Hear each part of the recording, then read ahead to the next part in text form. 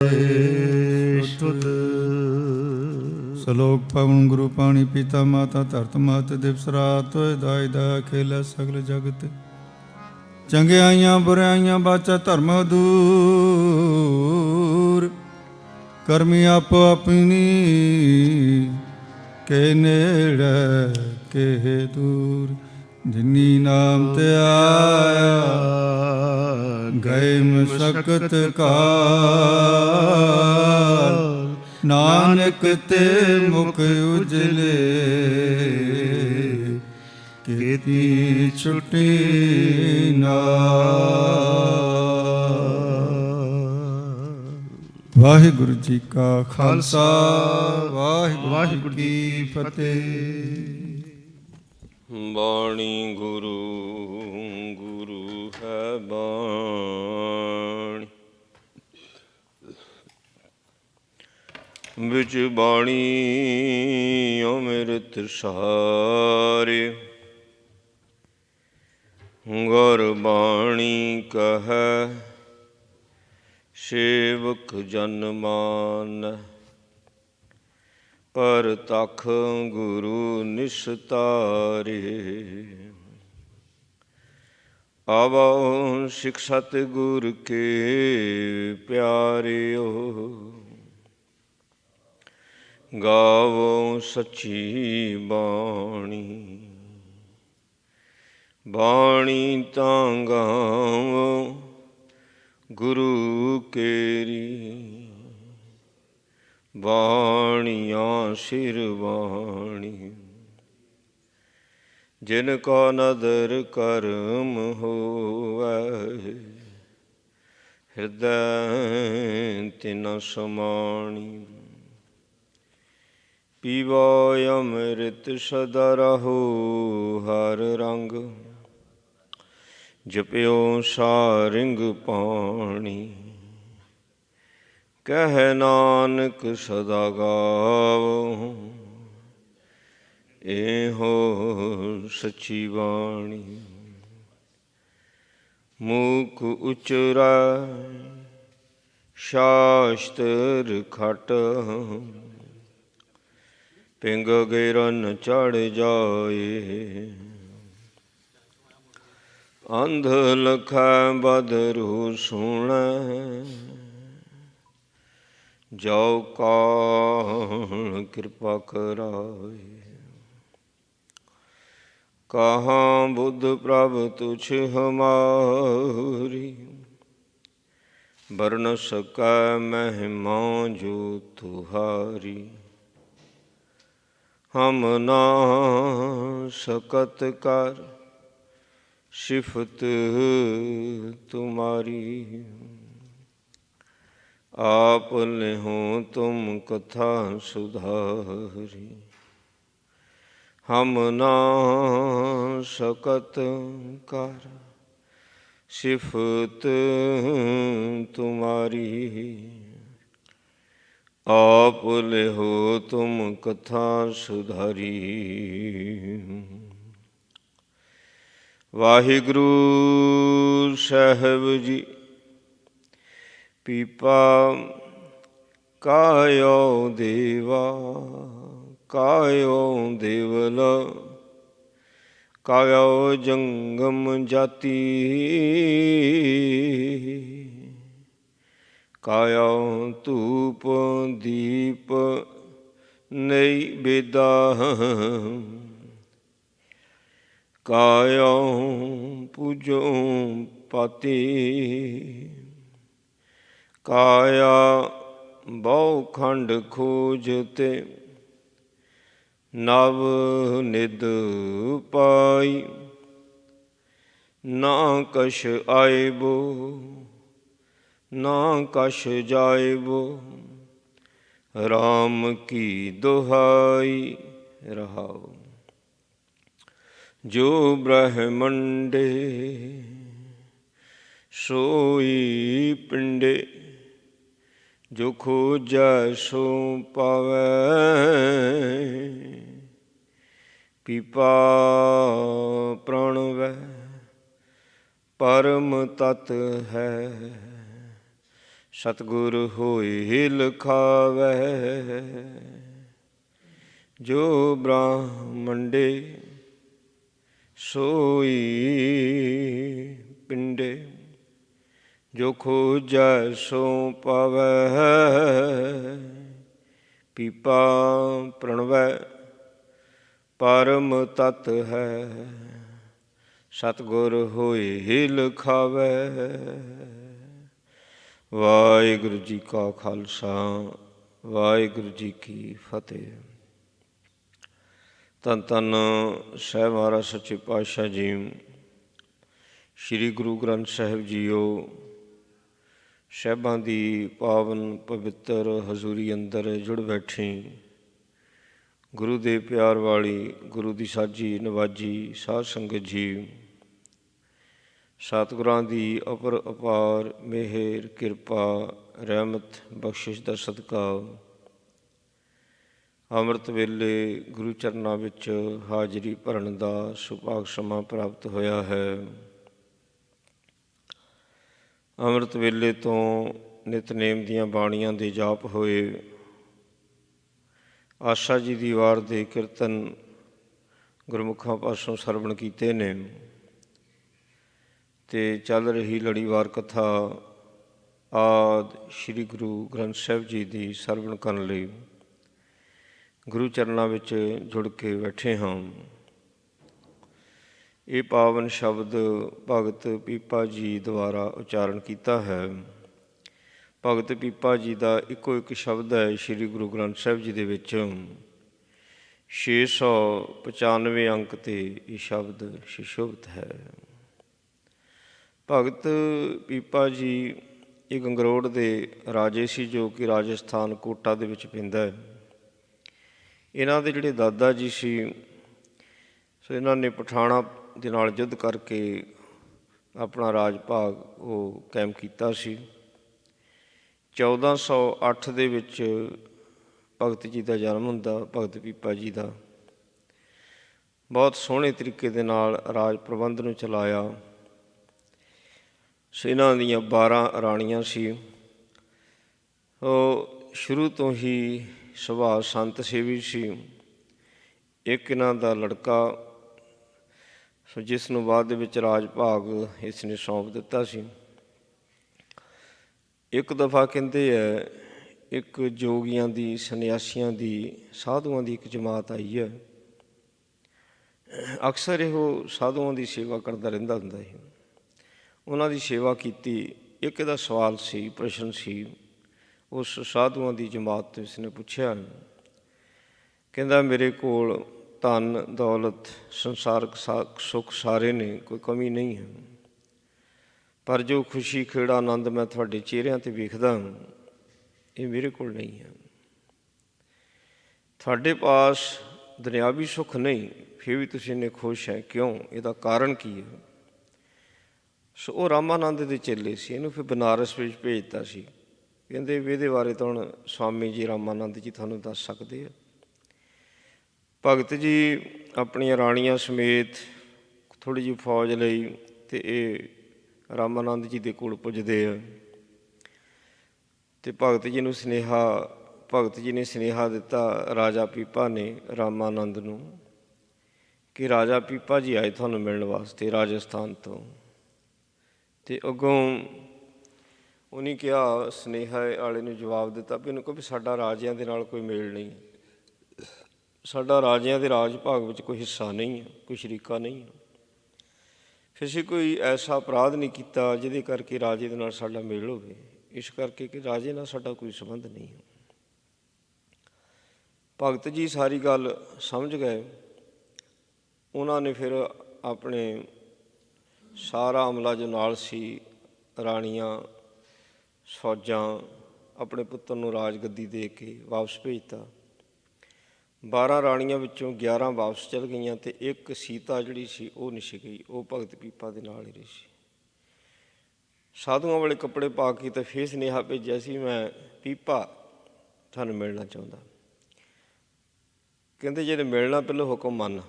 ਸੁਨੇਹਾ ਦਿੱਤਾ। ਹੁਕਮ ਕੀ ਸੀ? ਵੀ ਖੂਹ 'ਚ ਜਾ ਕੇ ਛਾਲ ਮਾਰ ਦੇ। ਸੱਚਮੁੱਚ ਰਾਮਾਨੰਦ ਦਾ ਹੁਕਮ ਮੰਨਣ ਲਈ ਖੂਹ ਵੱਲ ਨੂੰ ਦੌੜੇ, ਪਰ ਰਾਮਾਨੰਦ ਜੀ ਧਿਆਨ ਦੇ ਮਾਲਕ ਸੀ, ਸੋ ਉਹਨਾਂ ਨੇ ਇਸ ਨੂੰ ਖੂਹ 'ਤੇ ਡਿੱਗਣ ਬਚਾਇਆ, ਉਪਦੇਸ਼ ਦਿੱਤਾ। ਫਿਰ ਰਾਜਸਥਾਨ ਦੇ ਵਿੱਚ ਇਹਨਾਂ ਨੇ ਤੀਰਥ ਯਾਤਰਾ ਜੋ ਕੀਤੀ, ਘੁੰਮ ਫਿਰ ਕੇ ਮੰਦਰਾਂ ਤੀਰਥਾਂ ਦੀ ਯਾਤਰਾ ਕੀਤੀ ਹੈ। ਇਸ ਦੌਰਾਨ ਬੜੀਆਂ ਕਠਿਨਾਈਆਂ ਵੀ ਬੜੀਆਂ ਹੋਈਆਂ, ਪਰ ਹਰ ਇੱਕ ਕਠਿਨਾਈ 'ਚੋਂ ਪਾਰ ਹੋਏ ਨੇ। ਸੋ ਇਹਨਾਂ ਨੂੰ ਵੀ ਬ੍ਰਹਮ ਦਾ ਪ੍ਰਕਾਸ਼ ਹੋਇਆ। ਪੂਰੇ ਗੁਰੂ ਗ੍ਰੰਥ ਸਾਹਿਬ ਦੇ ਵਿੱਚ ਇਹਨਾਂ ਦਾ ਇੱਕ ਸ਼ਬਦ ਦਰਜ ਹੈ। ਇਹਨਾਂ ਦੇ ਨਾਂ ਯਾਦ ਦੇ ਵਿੱਚ ਰਾਜਸਥਾਨ ਦੇ ਵਿੱਚ ਇੱਕ ਮੰਦਿਰ ਵੀ ਬਣਿਆ ਹੋਇਆ ਭਗਤ ਪੀਪਾ ਜੀ ਦੀ ਯਾਦ ਦੇ ਵਿੱਚ। ਗੁਰੂ ਨਾਨਕ ਦੇਵ ਮਹਾਰਾਜ ਸੱਚੇ ਪਾਤਸ਼ਾਹ ਜੀ ਦਾ ਮੇਲ ਇਹਨਾਂ ਦੇ ਪੋਤਰੇ ਦੇ ਨਾਲ ਹੋਇਆ ਸੀ, ਜਿਨ੍ਹਾਂ ਪਾਸੋਂ ਫਿਰ ਸ਼ਬਦ ਲਿਆ ਗਿਆ ਸੀ, ਜਿਹੜਾ ਕਿ ਗੁਰੂ ਗ੍ਰੰਥ ਸਾਹਿਬ ਜੀ ਦਰਜ ਹੈ। ਇਸ ਸ਼ਬਦ ਦੇ ਵਿੱਚ ਭਗਤ ਪੀਪਾ ਜੀ ਨੇ ਨਿਰਗੁਣ ਦੀ ਉਪਾਸਨਾ ਕੀਤੀ ਹੈ, ਨਿਰੰਕਾਰ ਦੀ ਉਪਾਸਨਾ ਦੀ ਗੱਲ ਕੀਤੀ ਹੋਈ ਹੈ। ਤਾਂ ਭਗਤ ਜੀ ਕੀ ਬਚਨ ਕਰਦੇ ਨੇ, ਸੋ ਸਮਝਣ ਦੀ ਕੋਸ਼ਿਸ਼ ਕਰਦੇ ਹਾਂ। ਕਾਇਓ ਦੇਵਾ ਕਾਇਓ ਦੇਵਲ ਕਾਇਓ ਜੰਗਮ ਜਾਤੀ। ਇੱਥੇ ਕਾਇਓ ਤੋਂ ਭਾਵ ਹੈ, ਸੋ ਕਾਇਓ ਤੋਂ ਭਾਵ ਸੂਖਸ਼ਮ ਸਰੀਰ। ਇਸ ਸਰੀਰ ਨੂੰ ਨਹੀਂ ਕਾਇਆ ਆਖਿਆ, ਅਸੀਂ ਸਰੀਰ ਨੂੰ ਕਾਇਆ ਕਹਿ ਲੈਂਦੇ ਹਾਂ, ਪਰ ਭਗਤ ਜੀ ਨੇ ਸਰੀਰ ਨੂੰ ਕਾਇਆ ਨਹੀਂ ਆਖਿਆ, ਉਹਨਾਂ ਨੇ ਸੂਖਸ਼ਮ ਸਰੀਰ ਅੰਦਰਲੇ ਜੀਵ ਨੂੰ ਕਾਇਆ ਕਹਿ ਦਿੱਤਾ। ਸੋ ਆਤਮਾ ਕਹਿ ਸਕਦੇ। ਕਹਿੰਦੇ ਮੇਰੇ ਵਾਸਤੇ ਤਾਂ ਮੇਰੀ ਆਤਮਾ ਹੀ ਮੇਰਾ ਦੇਵਾ ਦੇਵਲ ਕਿਹਾ ਜਾਂਦਾ ਮੰਦਰ ਨੂੰ, ਦੇਵਾ ਕਿਹਾ ਜਾਂਦਾ ਜਿਹੜਾ ਮੰਦਰ ਵਿੱਚ ਨਿਵਾਸ ਕਰਦਾ ਹੈ। ਮੇਰੇ ਵਾਸਤੇ ਮੇਰੀ ਆਤਮਾ ਹੀ ਮੇਰਾ ਦੇਵਲ ਹੈ, ਆਤਮਾ ਹੀ ਮੇਰਾ ਦੇਵਾ ਹੈ। ਇਹ ਗੱਲ ਉਹ ਕਹਿ ਰਹੇ ਨੇ। ਤੇ ਕਾਇਓ ਜੰਗਮ ਜਾਤੀ, ਇਹ ਜਿਹੜੀ ਕਾਇਆ ਜਿਹੜੀ ਆਤਮਾ ਹੈ, ਇਹ ਹਰ ਇੱਕ ਦੇ ਵਿੱਚ ਹੈ। ਕਹਿੰਦੇ ਹਰ ਇੱਕ ਦੇ ਵਿੱਚ ਹੈ। ਸੋ ਜੰਗਮ ਜਾਤੀ, ਜੰਗਮ ਹੁੰਦੇ ਨੇ ਉਹ ਜੀਵ ਜਿਹੜੇ ਰੇਂਗ ਕੇ ਚੱਲਦੇ ਪਏ ਨੇ, ਉਹਨਾਂ ਨੂੰ ਜੰਗਮ ਜਾਤੀਆਂ ਨੇ। ਜੋ ਪ੍ਰਮਾਤਮਾ ਨੇ ਖਾਣੀਆਂ ਦੁਆਰਾ ਸ੍ਰਿਸ਼ਟੀ ਰਚੀ ਆ, ਉਹਦੇ ਕਿੰਨੀਆਂ ਕੁ ਜਾਤਾਂ ਦੇ ਜੀਵ ਉਸਨੇ ਬਣਾ ਦਿੱਤੇ ਆ, ਰੇਂਗ ਕੇ ਚੱਲਦੇ। ਇਹਨਾਂ ਦੇ ਵਿੱਚ ਵੀ ਤਾਂ ਆਤਮਾ ਹੈ, ਹਰ ਇੱਕ ਦੇ ਵਿੱਚ ਕਹਿੰਦੇ ਆਤਮਾ ਹੈ। ਭਗਤ ਜੀ ਕਹਿ ਰਹੇ ਨੇ ਕਾਇਓ ਧੂਪ ਦੀਪ ਨਹੀਂ ਬਿਦਾ, ਕਾਇਓ ਪੂਜੋ ਪਾਤੀ। ਇਹਨਾਂ ਨੇ ਤੀਰਥਾਂ ਦੀ ਯਾਤਰਾ ਕੀਤੀ, ਮੰਦਰਾਂ ਦੀ ਯਾਤਰਾ ਕੀਤੀ ਆ। ਉੱਥੇ ਅਕਸਰ ਦੇਖਿਆ ਕਰਦੇ ਸੀ ਵੀ ਮੰਦਰਾਂ ਦੇ ਵਿੱਚ ਪੂਜਾ ਕਿਵੇਂ ਕੀਤੀ ਜਾਂਦੀ ਹੈ। ਭੋਗ ਵਾਸਤੇ ਇੱਕ ਥਾਲ ਤਿਆਰ ਕੀਤਾ ਜਾਂਦਾ, ਅਤੇ ਮੂਰਤੀਆਂ ਦੇ ਅੱਗੇ ਥਾਲ ਰੱਖਣਾ, ਭੋਗ ਲਵਾਉਣਾ, ਆਰਤੀ ਕਰਨੀ। ਸੋ ਇਹ ਸਾਰਾ ਮੰਦਰਾਂ ਦੇ ਵਿੱਚ ਜੋ ਹੁੰਦਾ ਸੀ ਨਹੀਂ ਦੇਖਿਆ ਸੀਗਾ। ਪਰ ਇਹ ਨਿਰਾਕਾਰ ਦੇ ਵਿੱਚ ਨੇ, ਇਹ ਸੂਖਸ਼ਮ ਦੇ ਵਿੱਚ ਨੇ, ਆਪਣੀ ਆਤਮਾ ਦੇ ਵਿੱਚ ਸਭ ਕੁਝ ਲੱਭ ਰਹੇ ਨੇ। ਇਸ ਕਰਕੇ ਇਹਨਾਂ ਨੇ ਕਹਿ ਦਿੱਤਾ, ਕਹਿੰਦੇ ਮੈਂ ਬਾਹਰਲੀ ਜਿਹੜੀ ਪੂਜਾ ਹੈ ਉਹਦੇ ਵਿੱਚ ਨਹੀਂ ਵਿਸ਼ਵਾਸ ਕਰਦਾ, ਮੇਰੇ ਵਾਸਤੇ ਤਾਂ ਮੇਰੇ ਅੰਦਰ ਹੀ ਧੂਪ ਹੈ। ਜਿਹੜੇ ਸ਼ੁਭ ਗੁਣ ਹੁੰਦੇ ਨੇ ਨਾ, ਸ਼ੁਭ ਗੁਣ, ਉਹ ਧੂਪ ਹੈ। ਸ਼ੁਭ ਗੁਣਾਂ ਦੀ ਖੁਸ਼ਬੂ ਜਿਹੜੀ ਹੈ ਇਹ ਚਾਰੇ ਪਾਸੇ ਫੈਲਦੀ ਹੈ। ਸੋ ਜਿਹੜੀ ਅਗਰਬੱਤੀ ਧੂਪ ਹੈ, ਇਹਦੀ ਜਿਹੜੀ ਸੁਗੰਧੀ ਹੈ, ਖੁਸ਼ਬੂ ਹੈ, ਹਵਾ ਦੇ ਰੁੱਖ ਅਨੁਸਾਰ ਫੈਲਦੀ ਹੈ। ਪਰ ਜਿਹੜੇ ਸ਼ੁਭ ਗੁਣ ਨੇ ਤਾਂ ਚਾਰੇ ਪਾਸੇ ਨੂੰ ਫੈਲਦੇ ਨੇ। ਇਸ ਕਰਕੇ ਕਹਿੰਦੇ ਮੇਰੇ ਅੰਦਰ ਜੋ ਸ਼ੁਭ ਗੁਣ ਪ੍ਰਮਾਤਮਾ ਨੇ ਬਖਸ਼ਿਸ਼ ਕੀਤੇ ਨੇ ਮੇਰੇ ਵਾਸਤੇ, ਤਾਂ ਉਹੀ ਧੂਪ ਹੈ। ਦੀਪ ਦੀਵਾ ਹੁੰਦਾ, ਪ੍ਰਕਾਸ਼ ਦਾ ਪ੍ਰਤੀਕ ਹੈ। ਮੇਰੇ ਅੰਦਰ ਜੋ ਪ੍ਰਮਾਤਮਾ ਪਰਮੇਸ਼ਰ ਨੇ ਸ਼ਬਦ ਦਾ ਉਜਾਲਾ ਕਰ ਦਿੱਤਾ ਹੈ, ਸ਼ਬਦ ਦਾ ਪ੍ਰਕਾਸ਼ ਕਰ ਦਿੱਤਾ ਹੈ, ਮੇਰਾ ਇਹ ਦੀਪ ਹੈ, ਮੇਰਾ ਇਹ ਦੀਵਾ ਹੈ। ਅਤੇ ਇਹ ਦੀਵਾ ਐਸਾ ਜਿਹੜਾ ਕਦੀ ਬੁਝਦਾ ਨਹੀਂ ਹੈ। ਇਹ ਦੀਵਾ ਕਦੀ ਬੁਝਦਾ ਨਹੀਂ। ਇਹਨੂੰ ਦੀਵੇ ਨੂੰ ਸੋ ਜੋ ਤੇਲ ਚਾਹੀਦਾ ਆ, ਉਹ ਮੈਂ ਹਰ ਵਕਤ ਤੇਲ ਇਹਦੇ ਵਿੱਚ ਪਾਉਂਦਾ ਹੀ ਰਹਿੰਦਾ। ਬਾਣੀ ਦੀ ਵਿਚਾਰ, ਰੱਬ ਦੇ ਘਰ ਦੀਆਂ ਗੱਲਾਂ, ਇਸ ਅੰਦਰਲੇ ਦੀਵੇ ਨੂੰ ਜਲਣ ਵਾਸਤੇ ਸੋ ਇਹ ਕੁਝ ਚਾਹੀਦਾ ਹੁੰਦਾ। ਰੱਬ ਦੇ ਘਰ ਦੀਆਂ ਗੱਲਾਂ ਬਾਤਾਂ, ਇਹਦੇ ਨਾਲ ਫਿਰ ਇਹ ਤੇਲ ਪਿਆ ਰਹਿੰਦਾ। ਪ੍ਰੇਮ ਦੀ ਬਾਤੀ, ਪ੍ਰੇਮ ਦੀ ਉਹ ਜਿਹੜੀਆਂ ਗੱਲਾਂ ਬਾਤਾਂ ਨੇ ਇੱਕ ਦੂਜੇ ਨੂੰ ਦੱਸਣੀਆਂ, ਜਦੋਂ ਨਾ ਪ੍ਰੇਮ ਦੇ ਨਾਲ ਦੱਸਣੀਆਂ, ਇਹ ਬਾਤੀ ਹੈ, ਇਹ ਬਾਤਾਂ ਰੱਖਣੀਆਂ। ਇਹ ਫਿਰ ਜਿਹੜਾ ਦੀਵਾ ਆ ਪਰਮੇਸ਼ਰ ਦਾ ਅੰਦਰ, ਉਹ ਉਜਾਲਾ ਕਰਦਾ ਹੈ। ਕਹਿੰਦੇ ਮੇਰਾ ਤਾਂ ਇਹ ਦੀਪ ਹੈ, ਮੇਰਾ ਇਹ ਦੀਵਾ ਹੈ। ਸੋ ਜਿਹੜੇ ਪੰਡਤ ਲੋਕ ਥਾਲੀ ਵਿੱਚ ਦੀਵੇ ਸਜਾਉਂਦੇ ਨੇ, ਮੇਰਾ ਉਹ ਦੀਵਾ ਨਹੀਂ ਹੈ। ਉਸ ਦੀਵੇ ਦੇ ਵਿੱਚ ਉਹ ਦੀਵਾ ਮਾਇਆ ਦਾ ਪਾਰਟ ਹੈ, ਮਾਇਆ ਦਾ ਹਿੱਸਾ, ਕਾਲਕ ਹੈ, ਉਹ ਬੁੱਝ ਸਕਦਾ। ਪਰ ਜਿਹੜਾ ਮੇਰਾ ਦੀਵਾ ਆ ਉਹ 'ਚ ਕਾਲਖ ਨਹੀਂ ਹੈ, ਉਹ 'ਚ ਮਾਇਆ ਨਹੀਂ ਹੈ, ਉਹ ਕਦੀ ਬੁੱਝਦਾ ਨਹੀਂ ਹੈ, ਹਰ ਵਕਤ ਉਹ ਉਜਾਲਾ ਕਰਦਾ। ਇਸ ਦੀਵੇ ਦੇ ਨਾਲ ਮੇਰੇ ਕੋਲ ਵੀ ਆਪਣੇ ਆਪ ਨੂੰ ਉਜਾਲਾ, ਮੈਂ ਵੀ ਉਜਾਲੇ 'ਚ ਰਹਿੰਦਾ। ਅਤੇ ਜੇ ਕੋਈ ਉਜਾਲਾ ਲੈਣਾ ਚਾਹੁੰਦਾ ਹੈ ਤਾਂ ਮੈਂ ਉਸ ਨੂੰ ਵੀ ਉਜਾਲਾ ਦਿੰਦਾ। ਐਸਾ ਇਹ ਦੀਵਾ ਹੈ। ਧੂਪ ਦੀਪ ਮੇਰੇ ਪਾਸੇ ਦੀਵਾ, ਨਈ ਬੇਦਾ, ਨਈ ਬੇਦਾ, ਨਈ ਬੇਦਾ ਭੋਗ ਦਾ ਥਾਲ, ਜਿਹੜਾ ਆਪਣੇ ਇਸ਼ਟ ਦੇ ਭੋਗ ਲਵਾਉਣਾ ਨਾ, ਉਹਨੂੰ ਨਈ ਬੇਦ ਕਿਹਾ ਜਾਂਦਾ ਹੈ। ਸੋ ਮੇਰੇ ਕੋਲ ਉਸ ਦਾ ਗਿਆਨ ਹੀ ਨਹੀਂ ਬੇਦ ਹੈ, ਨਹੀਂ ਬੇਦ, ਕਿਉਂਕਿ ਗੁਰੂ ਨੇ ਗਿਆਨ ਨੂੰ ਭੋਜਨ, ਅਖੰਡ ਭੋਜਨ ਚੂਰਾ ਆਖਿਆ। ਜਿਹੜਾ ਗਿਆਨ ਹੈ ਬਹੁਤ ਵੱਡਾ ਭੋਜਨ ਹੈ। ਜਿਹੜਾ ਗਿਆਨ ਦਾ ਭੋਜਨ ਛਕਦਾ ਨਾ, ਉਹਦੀਆਂ ਦੁਨਿਆਵੀ ਭੁੱਖਾਂ ਸਾਰੀਆਂ ਖਤਮ ਹੋ ਜਾਂਦੀਆਂ। ਜਿਹੜਾ ਗਿਆਨ ਦਾ ਭੋਜਨ ਛਕਦਾ ਹੈ, ਉਸ ਦੀ ਆਤਮਾ ਸਟਰੋਂਗ ਹੋ ਜਾਂਦੀ ਹੈ, ਬਲਵਾਨ ਹੋ ਜਾਂਦੀ ਹੈ, ਉਹਨੂੰ ਖੁਰਾਕ ਜੋ ਮਿਲਦੀ ਹੈ, ਅਤੇ ਉਹ ਕਦੀ ਡੋਲਦਾ ਨਹੀਂ ਹੈ, ਨਾ ਡੋਲਦਾ ਨਾ ਡਿੱਗਦਾ। ਜਿਹਨੂੰ ਗਿਆਨ ਦਾ ਭੋਜਨ, ਬ੍ਰਹਮ ਗਿਆਨ ਦਾ ਭੋਜਨ ਇਹ ਪ੍ਰਾਪਤ ਹੁੰਦਾ ਹੈ। ਇਸ ਕਰਕੇ ਮੇਰਾ ਜਿਹੜਾ ਨਈ ਬੇਦ, ਇਹ ਤਾਂ ਗੁਰਬਾਣੀ ਦਾ ਗਿਆਨ ਹੈ। ਕਾਇਆ ਪੂਜੋ ਪਾਤੀ, ਕਹਿੰਦੇ ਵੀ ਇਹ ਪੱਤਿਆਂ ਦੇ ਨਾਲ ਪੂਜਾ ਕਰਦੇ ਨਾ, ਪੱਤੇ ਰੱਖਦੇ ਨੇ ਜਦੋਂ ਸ਼ਿਵਲਿੰਗ ਦੀ ਪੂਜਾ ਕਰਦੇ, ਤੁਲਸੀ ਦੇ ਪੱਤੇ ਵੀ ਚੜ੍ਹਾਉਂਦੇ ਆ। ਉਂਝ ਵੀ ਜਦੋਂ ਆਰਤੀ ਸਜਾਉਂਦੇ ਆ, ਉਹ 'ਚ ਫੁੱਲ ਵੀ ਰੱਖਦੇ ਤਾਂ ਪੱਤੇ ਵੀ ਰੱਖਦੇ ਆ। ਕਹਿੰਦੇ ਮੇਰੇ ਵਾਸਤੇ ਤਾਂ ਮੇਰੀ ਆਤਮਾ ਹੀ ਪੱਤੇ ਨੇ। ਮੈਂ ਜੋ ਪਾਰ ਬ੍ਰਹਮ ਪਰਮੇਸ਼ਰ ਨੂੰ ਦਰਖਤ ਮੰਨ ਕੇ ਆਪਣੇ ਆਪ ਨੂੰ ਉਸ ਦੀ ਟਹਿਣੀ ਦਾ ਇੱਕ ਪੱਤਾ ਮੰਨਿਆ ਹੋਇਆ, ਵੀ ਮੈਂ ਰੱਬ ਦੇ ਘਰ ਦਾ ਇੱਕ ਪੱਤਾ ਹੈ, ਵੀ ਮੈਂ ਚੜ੍ਹਿਆ ਹੋਇਆ। ਜਿੱਦਾਂ ਪੱਤਾ ਦਰਖਤ ਦੇ ਨਾਲ ਜੇ ਲੱਗਿਆ ਹੋਇਆ ਤਾਂ ਹਰਾ ਭਰਾ ਹੈ, ਜਦੋਂ ਪੱਤਿਤ ਹੋ ਜਾਂਦਾ ਹੈ, ਜੋ ਪੱਤਾ ਡਿੱਗ ਜਾਂਦਾ ਹੈ, ਪੱਤਰ ਪੁਰਜੇਣ ਨਾ ਜੜੀਆਂ ਪੀੜ ਸੰਪਤਾ। ਪੱਤਾ ਇੱਕ ਵਾਰੀ ਜਦੋਂ ਪੁੜ ਜਾਂਦਾ ਹੈ, ਡਿੱਗ ਜਾਂਦਾ ਹੈ, ਮੁੜ ਕੇ ਦਰਖਤ ਦੇ ਨਾਲ ਨਹੀਂ ਜੁੜਦਾ, ਸੁੱਕ ਜਾਂਦਾ ਹੈ। ਸੋ ਪਰ ਰੱਬ ਦੇ ਨਾਲ ਟੁੱਟਾ ਹੋਇਆ ਵੀ ਮੁੜ ਕੇ ਫੇਰ ਜੁੜ ਜਾਂਦਾ। ਮੈਂ ਉਹਦਾ ਪੱਤਾ ਹੋਣਾ ਪਸੰਦ ਕਰਦਾ, ਮੈਂ ਤਾਂ ਉਹਦਾ ਪੱਤਾ ਹਾਂ। ਇਸ ਕਰਕੇ ਉਸੇ ਦੀ ਹੀ ਪੂਜਾ ਆਪਣੇ ਆਪ ਨੂੰ ਚੜ੍ਹਾਤਾ, ਇਹ ਮੇਰੀ ਪੂਜਾ ਹੈ। ਕਹਿੰਦੇ ਕਾਇਆ ਬਹੁ ਖੰਡ ਖੋਜ ਤੇ, ਇਹ ਜਿਹੜਾ ਆਤਮਾ ਆ ਨਾ, ਆਤਮਾ ਇਹ ਆ ਬਹੁਤ ਵੱਡਾ ਖੰਡ, ਬਹੁਤ ਵੱਡਾ ਖੰਡ। ਇਹਦੀ ਖੋਜ ਕਦੀ ਖਤਮ ਹੀ ਨਹੀਂ ਹੋ ਸਕਦੀ। ਜਿਹੜਾ ਕਾਇਆ ਦੀ ਖੋਜ ਕਰਦਾ, ਆਤਮਾ ਦੀ ਖੋਜ ਕਰਦਾ, ਅਤੇ ਉਹਨੂੰ ਸਭ ਕੁਝ ਪ੍ਰਾਪਤ ਹੋ ਜਾਂਦਾ। ਸਾਰੀ ਜ਼ਿੰਦਗੀ ਖੋਜ ਕਰਦਿਆਂ ਨਿਕਲ ਜਾਂਦੀ ਹੈ। ਸੁੱਖ ਮਿਲਦਾ, ਆਨੰਦ ਮਿਲਦਾ, ਪਾਰ ਬ੍ਰਹਮ ਪਰਮੇਸ਼ਰ ਦੇ ਨਾਲ ਮਿਲਾਪ ਮਿਲਦਾ। ਉਹਦੇ ਅੰਦਰੋਂ ਪਰੇਸ਼ਾਨੀਆਂ, ਫਿਕਰ, ਝਮੇਲੇ ਸਾਰੇ ਖਤਮ ਹੋ ਜਾਂਦੇ ਨੇ ਜਿਹੜੇ ਕਾਇਆ ਦੀ ਖੋਜ ਕਰਦੇ ਨੇ।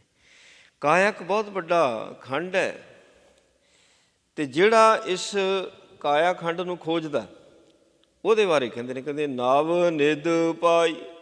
ਨਵ ਨਿਧ ਦਾ ਅਰਥ ਹੁੰਦਾ ਨਵਾਂ ਖਜ਼ਾਨਾ। ਨਵਾਂ ਖਜ਼ਾਨਾ ਕੀ ਹੈ? ਨਾਮ ਦਾ ਖਜ਼ਾਨਾ। ਕਹਿੰਦੇ ਮੈਂ ਤਾਂ ਆਪਣੇ ਆਪ ਦੀ ਖੋਜ ਕਰਕੇ ਜਿਹੜਾ ਨਾਮ ਦਾ ਨਵਾਂ ਖਜ਼ਾਨਾ ਸੀ, ਉਸ ਨੂੰ ਪ੍ਰਾਪਤ ਕਰ ਲਿਆ। ਦੁਨੀਆ ਦੇ ਜਿਹੜੇ ਖਜ਼ਾਨੇ ਨਾ, ਹੀਰੇ ਮੋਤੀ ਜਵਾਹਰਾਤ, ਉਹ ਸੀ ਪੀਪੇ ਕੋਲ, ਪਰ ਆਤਮਿਕ ਖੁਸ਼ੀ ਨਹੀਂ ਸੀ, ਅੰਦਰਲੀ ਪ੍ਰਸੰਨਤਾ ਨਹੀਂ ਸੀ। ਪਰ ਜਦੋਂ ਅੰਦਰੋਂ ਆਪਣੇ ਆਪ ਨੂੰ ਖੋਜਿਆ, ਨਵਾਂ ਖਜ਼ਾਨਾ ਪ੍ਰਾਪਤ ਕੀਤਾ ਹੈ, ਅਤੇ ਨਾਮ ਦਾ ਖਜ਼ਾਨਾ ਮਿਲਿਆ, ਅਤੇ ਜੋ ਹੁਣ ਖੁਸ਼ੀ ਮਿਲੀ ਉਹ ਪਹਿਲਾਂ ਹੈ ਹੀ ਨਹੀਂ ਸੀ। ਇਹ ਖੁਸ਼ੀ ਨਹੀਂ ਤਾਂ ਇਹਦਾ ਜੀਵਨ ਬਦਲ ਲਿਆ ਸੀ। ਵੀ ਕਾਰਨ ਕੀ ਨਾ ਸਾਧੂਆਂ ਦੇ ਚਿਹਰੇ 'ਤੇ ਖੁਸ਼ੀ ਕਿਉਂ ਹੈ, ਮੇਰੇ ਅੰਦਰ ਖੁਸ਼ੀ ਕਿਉਂ ਨਹੀਂ ਹੈ। ਉਹਦੇ ਨਾਲ ਇਹਦਾ ਜੀਵਨ ਪਲਟਿਆ ਸੀ। ਜਦੋਂ ਇਸ ਨੂੰ ਵੀ ਖੋਜ ਕਰਕੇ ਨਵਾਂ ਖਜ਼ਾਨਾ ਨਾਮ ਦਾ ਪ੍ਰਾਪਤ ਹੋਇਆ ਹੈ ਅਤੇ ਫਿਰ ਇਹਦੇ ਅੰਦਰ ਵੀ ਉਹ ਖੁਸ਼ੀ ਆ ਗਈ। ਨਾ ਕਛ ਆਇਬ ਨਾ ਕਛ ਜਾਇਬ ਰਾਮ ਕੀ ਦੁਹਾਈ। ਜੋ ਇਹਨੇ ਖੋਜਿਆ ਭਗਤ ਬੀਪਾ ਜੀ ਨੇ, ਕਹਿੰਦੇ ਨਾ ਕੁਛ ਆਉਂਦਾ ਨਾ ਕੋਈ ਜਾਂਦਾ। ਜਿੱਦਾਂ ਪਾਣੀ ਹੈ, ਹੁਣ 5 ਤੱਤ ਅਕਾਲ ਪੁਰਖ ਨੇ ਬਣਾ ਦਿੱਤੇ, ਇਹ ਪੂਰੇ ਆ, ਇਹ ਕਦੀ ਨਹੀਂ ਘਟਦੇ। ਪਾਣੀ ਇੱਕ ਤੱਤ ਹੈ, ਪਾਣੀ ਨੂੰ ਲਾ ਲਓ। ਸੋ ਕਿੰਨੀਆਂ ਨਦੀਆਂ ਦਾ ਪਾਣੀ ਸਮੁੰਦਰਾਂ ਦੇ ਵਿੱਚ ਡਿੱਗਦਾ, ਸਮੁੰਦਰਾਂ ਵਿੱਚ ਡਿੱਗਦਾ, ਅਤੇ ਹੁਣ ਸਮੁੰਦਰਾਂ ਦੇ ਵਿੱਚੋਂ ਇਹ ਬੱਦਲ ਚੱਕਦੇ ਨੇ ਪਾਣੀ, ਉਹ ਭਾਵ ਬਣੀ ਜਾਂਦਾ ਅਤੇ ਬੱਦਲਾਂ ਵਿੱਚ ਪ੍ਰਵੇਸ਼ ਕਰੀ ਜਾਂਦਾ। ਬੱਦਲ ਚੱਕ ਕੇ ਲੈ ਜਾਂਦੇ, ਕਦੀ ਕਿਤੇ ਲੈ ਗਏ, ਕਦੀ ਕਿਤੇ ਲੈ ਗਏ, ਮੀਂਹ ਪੈਣਾ ਸ਼ੁਰੂ ਹੋ ਜਾਂਦਾ। ਸੋ ਉਹੀ ਪਾਣੀ ਫਿਰ ਨਦੀਆਂ ਦੁਆਰਾ ਆ ਜਾਂਦਾ। ਸੋ ਇਹੋ ਹੀ ਪਾਣੀ ਧਰਤੀ ਦੇ ਵਿੱਚ ਹੈ, ਇਹੋ ਹੀ ਪਾਣੀ ਨਦੀਆਂ ਦੇ ਵਿੱਚ ਹੈ, ਇਹੋ ਹੀ ਪਾਣੀ ਬੱਦਲਾਂ ਦੇ ਵਿੱਚ ਹੈ, ਇਹੋ ਹੀ ਪਾਣੀ ਸਮੁੰਦਰਾਂ ਦੇ ਵਿੱਚ ਹੈ। ਇੱਕ ਜਗ੍ਹਾ ਤੋਂ ਪਾਣੀ ਚੱਕ ਹੁੰਦਾ, ਦੂਜੀ ਜਗ੍ਹਾ 'ਤੇ ਚਲੇ ਜਾਂਦਾ। ਨਵਾਂ ਨਹੀਂ ਕੁਛ ਪਾਇਆ ਉਸਨੇ, ਜੋ ਕੁਛ ਪਾਇਆ ਸੋ ਇੱਕਾ ਵਾਰ। ਨਾ ਕੁਛ ਆਇਬੋ ਨਾ ਕੁਛ ਜਾਇਬੋ। ਪਾਣੀ ਖਤਮ ਨਹੀਂ ਹੋਇਆ, ਉਹ ਟਰਾਂਸਫਰ ਹੁੰਦਾ, ਬਸ ਉਹਦੀ ਜਗ੍ਹਾ ਚੇਂਜ ਹੁੰਦੀ ਹੈ, ਖਤਮ ਨਹੀਂ ਹੁੰਦਾ। ਇਸੇ ਤਰ੍ਹਾਂ ਅੱਗ ਤੱਤ ਹੈ, ਵੀ ਲਓ ਜੀ ਗੈਸ ਖਤਮ ਹੋ ਜਾਣੀ, ਗੈਸ ਖਤਮ ਹੋ ਜਾਣੀ ਹੈ, ਨਹੀਂ, ਟਰਾਂਸਫਰ ਹੋ ਰਿਹਾ, ਕੁਛ ਨਹੀਂ ਖਤਮ ਹੋ ਰਿਹਾ। ਅੱਗ, ਹਵਾ, ਪਾਣੀ, ਧਰਤੀ ਖਤਮ ਹੋ ਜਾਣੀ ਹੈ। ਸੋ ਇਹ ਕੁਝ ਵੀ ਖਤਮ ਨਹੀਂ, ਨਾ ਕੁਛ ਆਇਬੋ ਨਾ ਕੁਛ ਜਾਇਬੋ। ਹੁਣ ਮਨੁੱਖ ਲਾ ਲਓ ਤੁਸੀਂ, ਜਨਮ ਮਰਨ ਆਪਾਂ ਕਹਿੰਦੇ ਆਉਣ ਜਾਣ ਇਹਨਾਂ ਦਾ, ਇੱਥੇ ਸਭ ਕੁਛ ਹੋਈ ਜਾ ਰਿਹਾ। ਇੱਥੇ ਨਾ ਕੁਛ, ਨਾ ਜੰਮਦਾ ਨਾ ਕੋਈ ਮਰਦਾ, ਨਾ ਕੋਈ ਜੰਮਦਾ ਨਾ ਕੋਈ ਮਰਦਾ, ਇੱਥੇ ਖੇਡ ਹੀ ਖੇਡੀ ਜਾਂਦਾ ਰੱਬ ਸਾਰੀ। ਦੌਲਤ ਦੀ ਗੱਲ ਲੈ ਲਓ, ਧਨ ਦੀ ਗੱਲ ਲੈ ਲਓ, ਜੋ ਉਹਨੇ ਦੌਲਤ ਬਣਾਤੀ, ਸੋ ਉੱਥੇ ਘੁੰਮੀ ਜਾਂਦੀ, ਉੱਥੇ ਟਰਾਂਸਫਰ ਹੋਈ ਜਾ ਰਹੀ ਹੈ ਦੌਲਤ। ਨਵੀਂ ਦੌਲਤ ਨਹੀਂ, ਨਵਾਂ ਖਜ਼ਾਨਾ ਨਹੀਂ। ਉਹ ਨਵਾਂ ਖਜ਼ਾਨਾ ਤਾਂ ਇੱਕ ਨਾਮ ਦਾ ਹੀ ਬਣਾਇਆ ਉਸਨੇ, ਬਾਕੀ ਸਾਰਾ ਕੁਝ ਜੋ ਕੁਛ ਪਾਇਆ ਸੋ ਇੱਕਾ ਵਾਰ, ਸਾਰਾ ਕੁਛ ਇੱਕੇ ਵਾਰੀ ਉਸਨੇ ਸਾਜ ਦਿੱਤਾ। ਅਤੇ ਇਹਦੀ ਗੱਲ ਕਰਦੇ ਨੇ, ਕਹਿੰਦੇ ਇਹ ਰਾਮ ਕੀ ਦੁਹਾਈ ਹੈ। ਹਾਂ, ਰਾਮ ਕੀ ਦੁਹਾਈ। ਰਾਜੇ ਦਾ ਜਿਹੜਾ ਹੁਕਮ ਹੈ, ਜਦੋਂ ਹੁਕਮ ਸੁਣਾਉਣਾ ਹੁੰਦਾ ਨਾ, ਜਦੋਂ ਨਵਾਂ ਆਰਡਰ ਹੁੰਦਾ ਰਾਜੇ ਦਾ, ਦੁਹਾਈ ਦੇ ਨਾਲ ਸੁਣਾਇਆ ਜਾਂਦਾ। ਨਗਾਰੇ 'ਤੇ ਚੋਟ ਲਾ ਕੇ, ਢੋਲ 'ਤੇ ਡਗਾ ਲਾ ਕੇ ਦੁਹਾਈ ਪਾਈ ਜਾਂਦੀ ਵੀ ਆਹ ਰਾਜੇ ਦਾ ਹੁਕਮ ਹੈ। ਗੁਰੂ ਅੰਗਦ ਦੀ ਦੋਹੀ ਫਰੀ, ਉਹਦੇ ਕਿਹਾ ਨਾ ਸੱਤੇ ਬੁਲਵੰਡੇ ਨੇ, ਗੁਰੂ ਅੰਗਦ ਦੀ ਦੋਹੀ ਫਰੀ ਦੁਹਾਈ, ਕਿਉਂਕਿ ਗੁਰੂ ਨਾਨਕ ਦੇਵ ਮਹਾਰਾਜ ਸੱਚੇ ਪਾਤਸ਼ਾਹ ਜੀ ਨੇ ਲਹਿਣੇ ਨੂੰ ਅੰਗਦ ਬਣਾ ਦਿੱਤਾ ਸੀ। ਇਹ ਦੋਹੀ ਫਿਰ ਗਈ, ਇਹ ਦੁਹਾਈ ਦਿੱਤੀ ਹੈ ਭਾਈ ਆਉਂਦਾ ਜਾਂਦਾ ਕੁਛ ਨਹੀਂ, ਰੱਬ ਨੇ ਜੋ ਬਣਾਉਣਾ ਸੀ ਇੱਕੇ ਵਾਰ ਬਣਾ ਦਿੱਤਾ। ਸਾਨੂੰ ਦਿਸਦਾ ਸਰੀਰ ਜਨਮ ਲੈ ਰਹੇ ਨੇ, ਇਹ ਮਰ ਰਹੇ ਨੇ, ਮਰਿਆ ਹੋਇਆ ਪ੍ਰਾਣੀ ਕਦੀ ਕਬਰਾਂ 'ਚ ਕੋਈ ਦੱਬਦਾ, ਕੋਈ ਅੱਗ 'ਤੇ ਰੱਖ ਕੇ ਸਾੜਦਾ, ਕੋਈ ਪਾਣੀ ਵਿੱਚ ਰੋੜ ਦਿੰਦਾ। ਇਹਦਾ 5 ਤੱਤਾਂ ਦਾ ਪੁਤਲਾ ਆ, ਜਦੋਂ ਇਹ ਭੱਜ ਜਾਂਦਾ ਠੀਕਰਾ, ਤੱਤ ਵਿੱਚ ਮਿਲ ਜਾਂਦੇ ਨੇ। ਕਹਿੰਦੇ ਨਾ ਕੁਛ ਆਉਂਦਾ ਨਾ ਕੁਛ ਜਾਂਦਾ, ਰਾਮ ਕੀ ਦੁਹਾਈ ਆ। ਕਹਿੰਦੇ ਸਿੰਝ ਸਾਨੂੰ ਪ੍ਰਤੀਤ ਹੁੰਦਾ, ਆਹ ਮਿਲਿਆ ਚਲਾ ਗਿਆ, ਮਿਲਿਆ ਵਿਛੜਿਆ, ਲਾਭ ਹਾਨ ਸਾਨੂੰ ਪ੍ਰਤੀਤ ਹੁੰਦਾ, ਪਰ ਭਗਤ ਨੇ ਜੋ ਖੋਜ ਕੀਤੀ ਹੈ, ਇਹਨਾਂ ਨੇ ਦੁਹਾਈ ਪਾਤੀ ਹੋਏ। ਕਹਿੰਦੇ ਨਹੀਂ ਭਾਈ, ਨਾ ਕੁਛ ਆਉਂਦਾ ਨਾ ਕੁਛ ਜਾਂਦਾ। ਕਹਿੰਦੇ ਰਹਾਓ, ਜੋ ਬ੍ਰਹਮੰਡੇ ਸੋਈ ਪਿੰਡੇ, ਜੋ ਖੋਜੈ ਸੋ ਪਾਵੈ। ਬ੍ਰਹਮ ਅੰਡ, ਜਿਹੜਾ ਬ੍ਰਹਮ ਆ ਨਾ, ਅੰਡੇ ਦੇ ਵਿੱਚ ਹੈ। ਕਹਿੰਦੇ ਬ੍ਰਹਮੰਡੇ, ਸੋ ਆਂਡਾ ਹੈ ਕਿਹੜਾ? ਉਹ ਆਂਡਾ ਭਰਮ ਦਾ ਆ। ਬਾਣੀ ਕਹਿੰਦਾ ਫੂਟੋ ਆਂਡਾ ਭਰਮ ਕਾ। ਇਹ ਬ੍ਰਹਮ ਦੀ ਸਾਨੂੰ ਸੋਝੀ ਕਿਉਂ ਨਹੀਂ ਪੈਂਦੀ? ਉਹਦਾ ਕਾਰਨ ਇਹੋ ਹੀ ਆ ਵੀ ਭਰਮ ਦੇ ਆਂਡੇ ਵਿੱਚ ਸਾਡਾ ਬ੍ਰਹਮ, ਹਰ ਇੱਕ ਦੇ ਵਿੱਚ ਬ੍ਰਹਮ ਹੈ।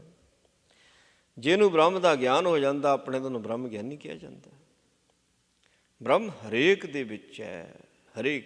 ਕਾਇਓ ਜੰਗਮ ਜਾਤੀ, ਹੁਣ ਇੱਥੇ ਬ੍ਰਹਮ ਕਾਇਆ ਆਤਮਾ ਬ੍ਰਹਮ ਕਹਿ ਸਕਦੇ ਨੇ। ਕਾਇਓ ਜੰਗਮ ਜਾਤੀ, ਹਰ ਇੱਕ ਜੀਵ ਦੇ ਵਿੱਚ ਉਹ ਬ੍ਰਹਮ ਹੈ। ਬਸ ਕਿਸੇ ਦਾ ਇਹ ਭਰਮ ਦਾ ਆਂਡਾ ਟੁੱਟ ਜਾਂਦਾ, ਕਿਸੇ ਦਾ ਨਹੀਂ ਟੁੱਟਦਾ ਜੀ। ਜਿਹਨੂੰ ਕਬੀਰ ਸਾਹਿਬ ਜੀ ਕਹਿੰਦੇ ਗੋਲਾ ਗਿਆਨ ਚਲਾਇਆ, ਜਦੋਂ ਗਿਆਨ ਦਾ ਗੋਲਾ ਚੱਲਦਾ ਫਿਰ ਭਰਮ ਦਾ ਆਂਡਾ ਟੁੱਟਦਾ। ਜਿਸ ਦਾ ਇਹ ਭਰਮ ਦਾ ਆਂਡਾ ਟੁੱਟ ਜਾਂਦਾ ਉਹਨੂੰ ਫਿਰ ਆਪਣੇ ਬ੍ਰਹਮ ਦੀ ਸੋਝੀ ਆਉਂਦੀ ਹੈ। ਫਿਰ ਪਤਾ ਲੱਗਦਾ ਬ੍ਰਹਮ ਤਾਂ ਹੈ ਪਰ ਅੱਧਾ ਹੈ ਨਾ, ਅਰਧ ਉਰਦਿਆ ਜੇ, ਅਰਧ ਉਰਦਿਆ, ਅੱਧਾ ਅੱਧਾ ਬ੍ਰਹਮ, ਅੱਧਾ ਚੇਤਿਆ, ਅੱਧਾ ਮਾਨਿਆ। ਅਤੇ ਜਦੋਂ ਇਹ ਚਿੱਤ ਅਤੇ ਮਨ ਇਕੱਠੇ ਹੁੰਦੇ ਆ, ਜਦੋਂ ਚਿੱਤ ਮਨ ਇਕੱਠੇ ਹੋ ਗਏ ਸੋ ਫਿਰ ਪਾਰ ਬ੍ਰਹਮ। ਅਤੇ ਜਦੋਂ ਸੋ ਇਹੋ ਪੌਦਾ ਬਣਿਆ ਉੱਗਿਆ, ਜੇ ਕੋ ਹੋਏ ਤਾਂ ਉਗਵੈ ਪੂਰਨ ਬ੍ਰਹਮ, ਪਰਮੇਸ਼ਰ ਬਣਦਾ, ਪਰਮੇਸ਼ਰ ਦਾ ਰੂਪ ਹੋ ਜਾਂਦਾ ਹੈ। ਇਸ ਕਰਕੇ ਭਗਤ ਜੀ ਕਹਿੰਦੇ ਨੇ, ਕਹਿੰਦੇ ਜਿਹੜਾ ਬ੍ਰਹਮ ਆਂਡੇ ਵਿੱਚ ਸੀ ਸੋਈ ਪਿੰਡੇ, ਉਹ ਜਿਹੜਾ ਬ੍ਰਹਮ ਹੈ ਉਸ ਨੂੰ ਪਿੰਡ ਵਿੱਚ ਟਿਕਾ ਦਿੱਤਾ। ਪਿੰਡ ਸਰੀਰ ਦੇ ਵਿੱਚ ਟਿਕਾ ਦਿੱਤਾ ਉਸ ਬ੍ਰਹਮ ਹੈ। ਭਰਮ ਦੇ ਵਿੱਚ, ਭਰਮ ਦੇ ਆਂਡੇ ਵਿੱਚ ਬ੍ਰਹਮ ਹੈ, ਉਹਨੂੰ ਪਿੰਡ ਵਿੱਚ ਟਿਕਾ ਦਿੱਤਾ, ਸਰੀਰ ਦੇ ਵਿੱਚ ਟਿਕਾ ਦਿੱਤਾ। ਜੋ ਖੋਜੈ ਸੋ ਪਾਵੈ, ਸਰੀਰ ਦੇ ਹੁੰਦਿਆਂ ਖੋਜ ਬ੍ਰਹਮ ਦੀ ਕਰਨੀ। ਇਹ ਨਹੀਂ ਵੀ ਸਰੀਰ ਦੀ ਖੋਜ ਕਰਨੀ, ਨਹੀਂ, ਬ੍ਰਹਮ ਦੀ ਖੋਜ ਕਰਨੀ। ਸੋ ਜਿਹੜਾ ਬ੍ਰਹਮ ਦੀ ਖੋਜ ਕਰੂਗਾ ਸੋ ਉਹ ਗੋਲਾ ਗਿਆਨ ਦਾ ਚਲਾਉਣਾ ਹੀ ਪੈਣਾ, ਆਂਡਾ ਟੁੱਟਣਾ, ਫਿਰ ਹੀ ਬ੍ਰਹਮ ਦੀ ਸੋਝੀ ਆਉਣੀ ਹੈ। ਇਸ ਕਰਕੇ ਭਗਤ ਜੀ ਕਹਿੰਦੇ ਨੇ, ਕਹਿੰਦੇ ਵੀ ਜੋ ਖੋਜੈ ਸੋ ਪਾਵੈ, ਇਹ ਤਾਂ ਹੈ ਹੀ ਨਹੀਂ ਨਾ ਵੀ ਕਿਸੇ ਨੇ ਪ੍ਰਾਪਤ ਹੀ ਨਹੀਂ ਕੀਤਾ। ਕਹਿੰਦੇ ਬਸ ਖੋਜ ਕਰਨੇ ਵਾਲੇ ਬਣ ਜਾਓ। ਜਿਹੜਾ ਖੋਜੀ ਬਣ ਜਾਂਦਾ ਨਾ, ਖੋਜ ਕਰਨੇ ਵਾਲਾ, ਸੋ ਉਸ ਨੂੰ ਬ੍ਰਹਮ ਦੀ ਪਹਿਚਾਣ ਹੋ ਹੀ ਜਾਂਦੀ ਹੈ। ਗੁਰਬਾਣੀ ਸਹਾਇਤਾ ਕਰਦੀ ਹੈ, ਗੁਰਬਾਣੀ ਸਾਨੂੰ ਸਮਝ ਦਿੰਦੀ ਹੈ, ਸਾਨੂੰ ਗਾਈਡੈਂਸ ਦਿੰਦੀ ਹੈ। ਸੋ ਸਾਨੂੰ ਸਾਡੇ ਇਕੱਲੇ ਇਕੱਲੇ ਸੰਸ਼ੇ ਦਾ, ਸ਼ੰਕੇ ਦਾ ਉਹ ਜਵਾਬ ਦਿੰਦੀ ਹੈ। ਜੋ ਖੋਜੈ ਸੋ ਪਾਵੈ, ਪੀਪਾ ਪ੍ਰਣਵੈ ਪਰਮ ਤਤ ਹੈ, ਸਤਿਗੁਰ ਹੋਏ ਲਿਖਾਵੈ। ਪੀਪਾ ਪ੍ਰਣਵੈ, ਪ੍ਰਣਵੈ ਹੁੰਦਾ ਉਚਾਰਦਾ ਹੈ, ਕਹਿੰਦਾ ਹੈ, ਬੋਲਦਾ ਹੈ ਕਿ ਪਰਮ ਤੱਤ, ਆ ਪੰਜਾਂ ਤੱਤਾਂ ਦਾ ਸਰੀਰ ਬਣਿਆ, ਪੰਜਾਂ ਤੱਤਾਂ ਦਾ। ਅਤੇ ਇਸ ਪੰਜਾਂ ਤੱਤਾਂ ਦੇ ਸਰੀਰ ਨੂੰ ਜੋੜਿਆ ਕਿਨੇ ਆ? ਪਰਮ ਤੱਤ ਨੇ। ਜਿਹੜਾ ਆਪਣੇ ਅੰਦਰਲੇ ਦੀ ਸੋਝੀ ਪ੍ਰਾਪਤ ਕਰ ਗਿਆ, ਪਰਮ ਤੱਤ, ਭਗਤ ਪੀਪਾ ਜੀ ਨੂੰ ਸੋਝੀ ਪ੍ਰਾਪਤ ਹੈ ਨਾ, ਪਰਮ ਤੱਤ, ਪਰਮਾਤਮਾ, ਪਰਮੇਸ਼ਰ ਦਾ ਨਾਮ, ਬ੍ਰਹਮ ਦਾ ਗਿਆਨ, ਇਹ ਪਰਮ ਤੱਤ। ਜਦੋਂ ਤਿੰਨਾਂ ਗੁਣਾਂ ਤੋਂ ਉੱਪਰ ਉੱਠਦਾ, ਉੱਪਰਲੀ ਅਵਸਥਾ ਮਿਲਦੀ ਹੈ, ਪਰਮ ਤੱਤ। ਪਹਿਲਾਂ ਤਾਂ ਤੱਤਾਂ ਤਿੱਕਰ ਹੀ ਸੀਮਤ ਹੈ ਨਾ, ਸਰੀਰ ਤਿੱਕਰ ਹੀ ਸੀਮਤ ਹੈ। ਭੁੱਖ ਲੱਗ ਗਈ, ਪਿਆਸ ਲੱਗ ਗਈ, ਆਹ ਸਰੀਰ ਦੀਆਂ ਲੋੜਾਂ ਨੇ। ਸੋ ਉਹਨਾਂ ਚਿੱਕਰ ਇਹ ਤੱਤਾਂ ਦੇ ਬਣੇ ਹੋਏ ਇਸ ਸਰੀਰ ਤਿੱਕਰ, ਸਰੀਰ ਦੀਆਂ ਲੋੜਾਂ ਤਿੱਕਰ ਹੀ ਸੀਮਤ ਹੈ। ਸੋ ਹੁਣ ਇਸ ਸਰੀਰ ਨੂੰ ਬਣਾਉਣੇ ਵਾਲਾ, ਚਲਾਉਣੇ ਵਾਲਾ, ਇਹਨਾਂ ਤੱਤਾਂ ਤੋਂ ਉੱਪਰ ਤੱਤ ਇੱਕ ਜਿਹਨੂੰ ਪਰਮ ਤੱਤ ਕਿਹਾ ਜਾਂਦਾ ਹੈ। ਸੋ ਉਹ ਤਾਂ ਹੁਣ ਖੋਜ ਕਰਨੀ ਤਾਂ ਪ੍ਰਾਪਤ ਹੋਣਾ। ਜੋ ਖੋਜੈ ਸੋ ਪਾਵੈ, ਭਗਤ ਪੀਪਾ ਜੀ ਨੇ ਖੋਜਿਆ। ਭਗਤ ਪੀਪਾ ਜਿੱਦਾਂ ਦਾ ਐਡਾ ਵਧੀਆ ਜੀਵਨ ਸੀਗਾ, ਇੰਡੀਪੈਂਡੈਂਟ ਰਿਆਸਤ ਦੇ ਮਾਲਕ ਸੀ, ਰਾਜ ਭਾਗ ਸੀ ਇਹਨਾਂ ਦਾ ਆਪਣਾ। ਸੋ ਭਾਈ ਫੁੱਟੀ ਕੌਡੀ ਨਹੀਂ ਛੱਡੀ ਜਾਂਦੀ, ਜਿਹਨੂੰ ਤਿਆਗ ਦੀ ਗੱਲ ਕਰੀਏ। ਅਤੇ ਭਗਤ ਪੀਪਾ ਜੀ ਨੇ ਆਪਣਾ ਸਾਰਾ ਰਾਜ ਭਾਗ ਉਹ ਤਿਆਗਿਆ। ਨਹੀਂ ਤਾਂ ਰਾਜ ਭਾਗ ਦੀ ਖਾਤਰ ਪਿਓ ਪੁੱਤਰ ਨੂੰ ਮਾਰ ਦਿੰਦਾ, ਪੁੱਤਰ ਪਿਓ ਨੂੰ ਮਾਰ ਦਿੰਦਾ, ਭਰਾ ਭਰਾ ਨੂੰ ਮਾਰ ਦਿੰਦੇ ਨੇ। ਇਸ ਕੁਰਸੀ ਦੀ ਖਾਤਰ 100 ਬੰਦਾ ਝੂਠ ਬੋਲਦਾ, ਆਪਣੇ ਧਰਮ ਤੋਂ ਡਿੱਗ ਜਾਂਦਾ। ਜਦੋਂ ਰਾਜ ਭਾਗ 'ਤੇ ਆਉਣਾ ਹੁੰਦਾ ਨਾ, ਧਰਮ ਤੋਂ ਡਿੱਗ ਜਾਂਦੇ। ਇਤਿਹਾਸ ਭਰਿਆ ਪਿਆ ਇਹਨਾਂ ਗੱਲਾਂ ਦੇ ਨਾਲ। ਪਰ ਉਹ ਬਚਪਨ ਤੋਂ ਹੀ ਬੈਰਾਗੀ ਸੁਭਾਅ ਦੇ, ਸੋ ਜਿਨ੍ਹਾਂ ਨੇ ਦੁਨਿਆਵੀ ਰਾਜ ਭਾਗ ਨੂੰ ਠੋਕਰ ਮਾਰੀ, ਕੁਛ ਨਹੀਂ ਸਮਝਿਆ। ਸੋ ਹੀਰੇ ਮੋਤੀ ਜਵਾਹਰਾਤ, ਹਾਥੀ ਘੋੜੇ, ਮਾਣ ਸਤਿਕਾਰ, ਆਖਰਕਾਰ ਜਦੋਂ ਆਪਣੀ ਰਾਣੀ ਸੀਤਾ ਨੂੰ ਲੈ ਕੇ ਇਹਨਾਂ ਨੇ ਤੀਰਥ ਯਾਤਰਾ ਕੀਤੀ ਹੈ, ਕਿੰਨੀਆਂ ਕਠਿਨਾਈਆਂ ਦਾ ਸਾਹਮਣਾ ਕਰਨਾ ਪਿਆ ਹੋਵੇਗਾ। ਅਗਰ ਭਗਤ ਪੀਪਾ ਜੀ ਨੇ ਆਪਣੇ ਆਪ ਦੀ ਖੋਜ ਨਾ ਕੀਤੀ ਹੁੰਦੀ ਤੇ ਇਹਨਾਂ ਕਠਿਨਾਈਆਂ ਦਾ ਸਾਹਮਣਾ ਨਹੀਂ ਸੀ ਕਰ ਸਕਦੇ। ਕਿਤੇ ਨਾ ਕਿਤੇ ਸ਼ਿਕਾਇਤ ਕਰਦੇ ਨਾ ਵੀ ਮੇਰੇ ਨਾਲ ਆਹ ਅਨਿਆਏ ਹੋਇਆ, ਆਹ ਧੱਕਾ ਹੋਇਆ। ਇਹ ਵੀ ਜ਼ਿਕਰ ਆਉਂਦਾ ਕਹਿੰਦੇ ਇਹਨਾਂ ਦਾ ਇੱਕ ਮਿੱਤਰ ਬਣਿਆ ਸੀ, ਉਹਨੂੰ ਮਾਇਆ ਦੀ ਲੋੜ, ਉਹਦੇ ਵਾਸਤੇ ਮਾਇਆ ਇਕੱਠੀ ਕਰਨੀ ਅਤੇ ਭਜਨ ਗਾ ਗਾ ਕੇ, ਸੋ ਜਿਹੜੀ ਮਾਇਆ ਇਕੱਠੀ ਹੁੰਦੀ ਸੀ ਅਤੇ ਉਹ ਆਪਣੇ ਮਿੱਤਰ ਨੂੰ ਦਿੰਦੇ ਸੀ। ਇੱਦਾਂ ਦਾ ਵੀ ਇਹ ਭਗਤ ਜੀ ਦੇ ਪ੍ਰਤੀ ਜ਼ਿਕਰ ਆਉਂਦਾ। ਅਤੇ ਹੋਰ ਕਿੰਨੀ ਇਹਨਾਂ ਦੀ ਬਾਣੀ ਹੈ ਜਿਹੜੀ ਗੁਰੂ ਗ੍ਰੰਥ ਸਾਹਿਬ 'ਚ ਦਰਜ ਨਹੀਂ ਹੈ, ਪਰ ਉਹ ਪ੍ਰਮਾਣਿਤ ਨਹੀਂ ਹੈ। ਪ੍ਰਮਾਣਿਤ ਤਾਂ ਉਹਨਾਂ ਦਾ ਇੱਕੋ ਇੱਕ ਸ਼ਬਦ ਹੈ ਜਿਸ ਦੁਆਰਾ ਉਹਨਾਂ ਨੇ ਨਿਰਗੁਣ ਦੀ ਉਪਾਸਨਾ ਉਹ ਕੀਤੀ ਹੈ। ਸੋ ਉਹਨਾਂ ਨੇ ਸਭ ਕੁਝ ਕਾਇਆ ਨੂੰ ਹੀ ਕਹਿ ਦਿੱਤਾ। ਇਹੋ ਹੀ ਆਤਮਾ ਹੀ ਮੰਦਰ ਹੈ, ਆਤਮਾ ਹੀ ਦੇਵਤਾ ਹੈ, ਆਤਮਾ ਦੀ ਪੂਜਾ ਹੀ ਪਰਮਾਤਮਾ ਦੀ ਪੂਜਾ ਹੈ। ਸੋ ਆਤਮਾ ਹੀ ਪਰਮਾਤਮਾ ਹੈ। ਸੋ ਇਹ ਗੱਲਾਂ ਭਗਤ ਪੀਪਾ ਜੀ ਨੇ ਸਮਝੀਆਂ ਅਤੇ ਸਾਨੂੰ ਸਮਝਾਉਣ ਦੀ ਉਹਨਾਂ ਨੇ ਕੋਸ਼ਿਸ਼ ਕੀਤੀ ਹੈ। ਗੁਰੂ ਮਹਾਰਾਜ ਸੱਚੇ ਪਾਤਸ਼ਾਹ ਜੀ ਮਿਹਰ ਕਿਰਪਾ ਕਰਨੇ, ਪਾਵਨ ਪਵਿੱਤਰ ਉਪਦੇਸ਼ ਸਾਡੇ ਹਿਰਦਿਆਂ ਵਿੱਚ ਵਸੇ। ਭਗਤਾਂ ਦਾ ਜੀਵਨ ਸਾਰਾ ਪ੍ਰੈਕਟੀਕਲ ਹੈ। ਸੋ ਉਹਨਾਂ ਨੇ ਜੋ ਗੱਲਾਂ ਕੀਤੀਆਂ ਨੇ ਉਹਨਾਂ ਦੀਆਂ ਸਾਰੀਆਂ ਹੱਡ ਬੀਤੀ ਗੱਲਾਂ ਨੇ।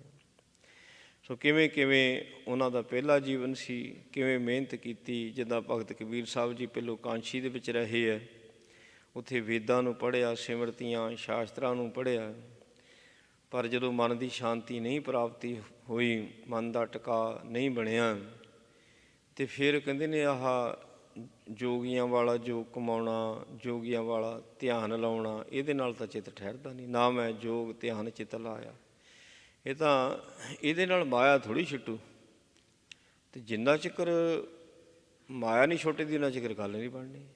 ਮਾਇਆ ਛੁੱਟਣੀ ਜਦੋਂ ਬੈਰਾਗਮਈ ਜੀਵਨ ਹੋ ਜਾਣਾ। ਬਿਨ ਬੈਰਾਗ ਨ ਛੂਟਸ ਮਾਇਆ। ਅਤੇ ਉਸ ਵਕਤ ਵੀ ਭਗਤ ਕਬੀਰ ਸਾਹਿਬ ਜੀ ਮਗਹਰ ਦੀ ਧਰਤੀ ਪਹੁੰਚੇ ਹੈ, ਜਿੱਥੇ ਇਹਨਾਂ ਨੂੰ ਗਿਆਨ ਹੋਇਆ, ਜਿਹਦੇ ਨਾਲ ਇਹ ਫਿਰ ਬੈਰਾਗਵਾਨ ਹੋਏ ਸੀਗੇ ਅਤੇ ਮਾਇਆ ਆਪਣੇ ਆਪ ਛੁੱਟ ਗਈ। ਜਦੋਂ ਗਿਆਨ ਹੋ ਜਾਂਦਾ ਅਤੇ ਫਿਰ ਬੈਰਾਗ ਆ ਗਿਆ, ਮਾਇਆ ਤਾਂ ਆਪਣੇ ਆਪ ਹੀ ਛੁੱਟ ਜਾਂਦੀ ਹੈ।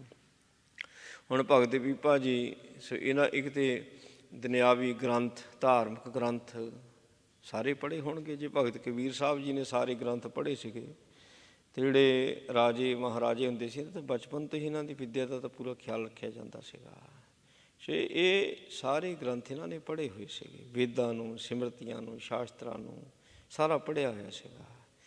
ਪਰ ਅੰਦਰਲੀ ਜਿਹੜੀ ਪੜ੍ਹਾਈ ਸੀ ਉਹ ਰਾਮਾਨੰਦ ਜੀ ਨੇ ਸਿਖਾ ਲਈ। ਜਿਹੜੀ ਅੰਦਰਲੀ ਪੜ੍ਹਾਈ ਹੈ, ਜਿਹੜੀ ਕਾਇਆ ਦੀ ਪੜ੍ਹਾਈ ਹੈ, ਅੰਤਰਾਤਮੇ ਦੀ ਪੜ੍ਹਾਈ ਹੈ, ਉਹ ਬਿਨਾਂ ਅੱਖਰਾਂ ਤੋਂ ਪੜ੍ਹਾਈ ਹੈ। ਉਹ ਬਿਨਾਂ ਅੱਖਰਾਂ ਤੋਂ ਪੜ੍ਹਾਈ ਹੈ। ਅਤੇ ਉਹ ਤਾਂ ਹੁਣ ਉਹੀ ਦੱਸ ਸਕਦਾ ਜਿਹੜਾ ਆਪ ਖੁਦ ਇਸ ਬਿਨਾਂ ਅੱਖਰਾਂ ਵਾਲੀ ਪੜ੍ਹਾਈ ਨੂੰ ਪੜ੍ਹਿਆ ਹੋਇਆ ਹੈ। ਸੋ ਭਗਤ ਪੀਪਾ ਜੀ ਦਾ ਫਿਰ ਜੀਵਨ ਸਾਰਾ ਅਤੇ ਸੁੱਖਾਂ ਦੇ ਵਿੱਚ, ਬ੍ਰਹਮ ਦੀ ਅਵਸਥਾ ਦੇ ਵਿੱਚ ਬਤੀਤ ਹੁੰਦਾ ਹੈ। ਅਤੇ ਅੱਜ ਵੀ ਸੋ ਜਿਹੜਾ ਗੰਗਰੋੜ ਦਾ ਇਲਾਕਾ ਕੋਟਾ ਦੇ ਕੋਲ ਪੈਂਦਾ, ਬਲਕਿ ਸਾਰੇ ਰਾਜਸਥਾਨ ਦੇ ਵਿੱਚ ਭਗਤ ਪੀਪਾ ਜੀ ਦੀ ਪੂਜਾ ਕੀਤੀ ਜਾਂਦੀ ਹੈ। ਬੜੇ ਸ਼ਰਧਾਲੂ ਨੇ ਉਹਨਾਂ ਦੇ। ਭਗਤ ਪੀਪਾ ਜੀ ਬ੍ਰਹਮ ਦੇ ਵਿੱਚ ਲਵਲੀਨ ਹੋਏ ਅਤੇ ਉਹਨਾਂ ਨੇ ਆਪਣਾ ਜਨਮ ਸਫਲਾ ਕੀਤਾ ਜੀ। ਇਹ ਆਪਾਂ ਉਪਦੇਸ਼ ਸਰਵਣ ਕੀਤਾ। ਭੁੱਲਾਂ ਦੀ ਖਿਮਾ ਜੀ। ਵਾਹਿਗੁਰੂ ਜੀ ਕਾ ਖਾਲਸਾ, ਵਾਹਿਗੁਰੂ ਜੀ ਕੀ ਫਤਿਹ। ਰਾਮ ਕਲੀ ਮਹੱਲਾ ਤੀਜਾ। ਆਨੰਦ ਏਕ ਓਂਕਾਰ ਸਤਿਗੁਰ ਪ੍ਰਸਾਦਿ।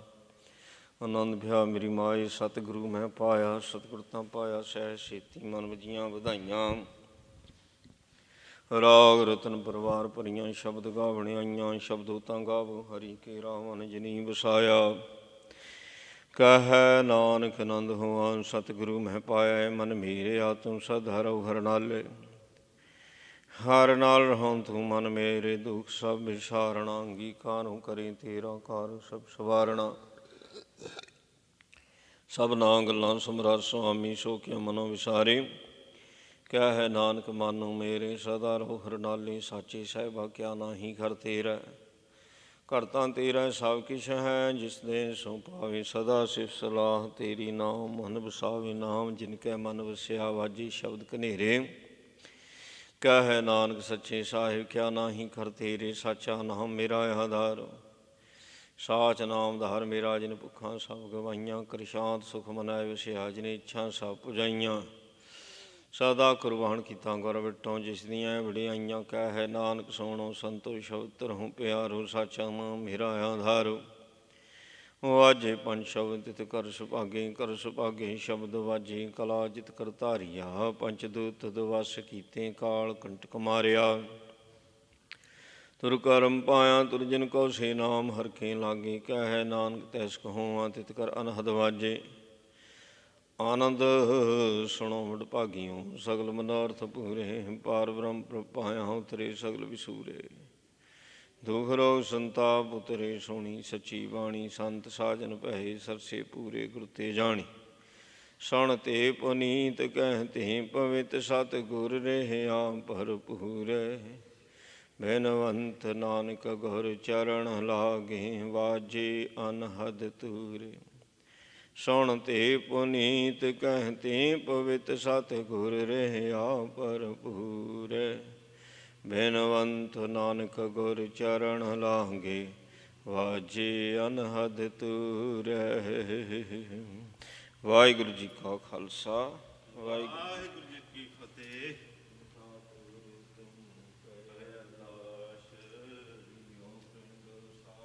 ਤੇਰੀ ਰਾਸ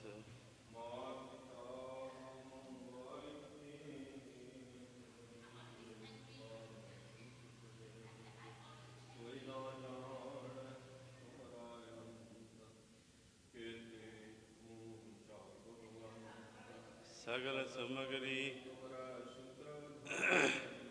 ਤੁਮ ਤੇ ਹੋਏ ਸੋ ਆਗਿਆਕਾਰੀ। ਨਾਨਕ ਦਾਸ ਸਦਾ ਕੁਰਬਾਨੀ।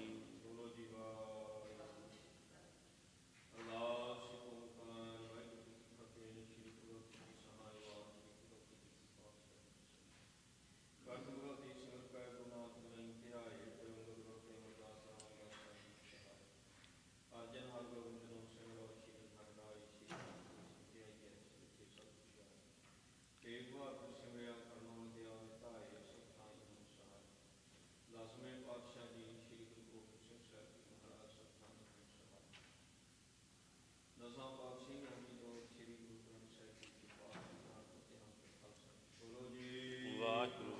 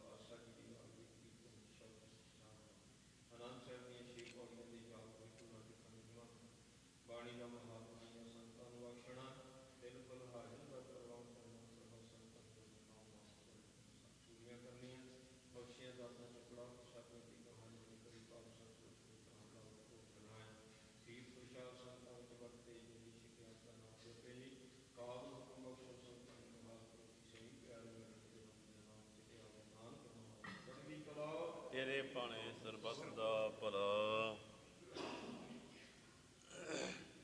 ਵਾਹਿਗੁਰੂ ਜੀ ਕਾ ਖਾਲਸਾ, ਵਾਹਿਗੁਰੂ ਜੀ ਕੀ ਫਤਿਹ। ਤਬੀ ਚਲਾਇਓ ਪੰਥ, ਗੁਰੂ ਮਾਨਿਓ ਗ੍ਰੰਥ,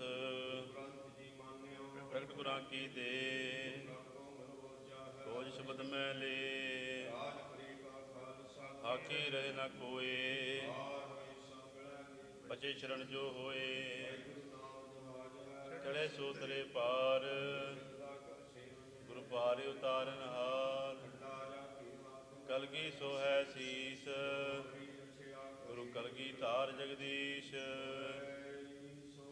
ਸਤਿ ਸ੍ਰੀ ਅਕਾਲ।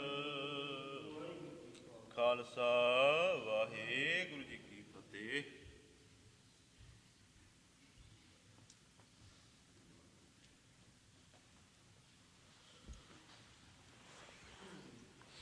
ਸਤਨਾਮ ਸ਼੍ਰੀ ਵਾਹਿਗੁਰੂ ਜੀਓ।